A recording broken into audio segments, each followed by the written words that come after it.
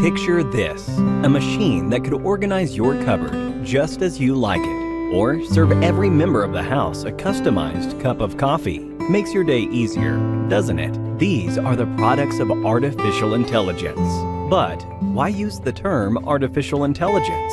Well, these machines are artificially incorporated with human-like intelligence to perform tasks as we do. This intelligence is built using complex algorithms and mathematical functions. But AI may not be as obvious as in the previous examples. In fact, AI is used in smartphones, cars, social media feeds, video games, banking, surveillance, and many other aspects of our daily life. The real question is, what does an AI do at its core? Here is a robot we built in our lab, which is now dropped onto a field. In spite of a variation in lighting, landscape, and dimensions of the field, the AI robot must perform as expected.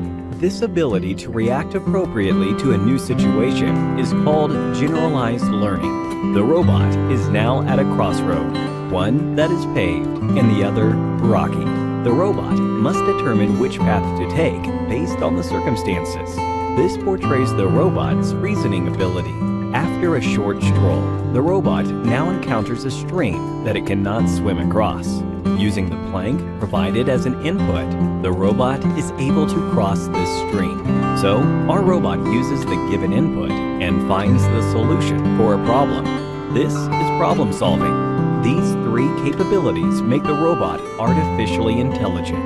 In short, AI provides machines with the capability to adapt, reason, and provide solutions. Well, now that we know what AI is, let's have a look at the two broad categories an AI is classified into.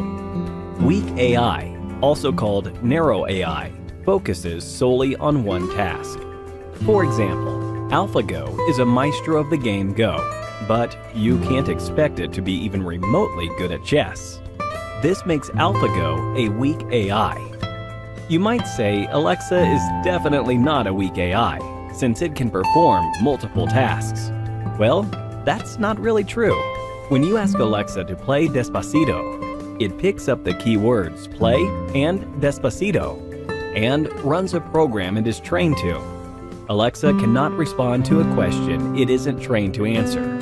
For instance, try asking Alexa the status of traffic from work to home. Alexa cannot provide you this information, as she is not trained to. And that brings us to our second category of AI, strong AI. Now, this is much like the robots that only exist in fiction as of now. Ultron from Avengers is an ideal example of a strong AI. That's because it's self-aware and eventually even develops emotions.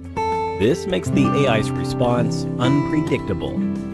You must be wondering, well, how is artificial intelligence different from machine learning and deep learning?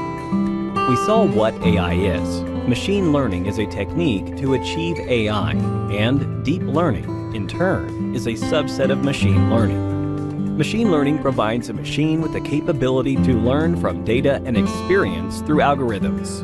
Deep learning does this learning through ways inspired by the human brain. This means through deep learning, data and patterns can be better perceived. Ray Kurzweil, a well-known futurist, predicts that by the year 2045, we would have robots as smart as humans. This is called the point of singularity.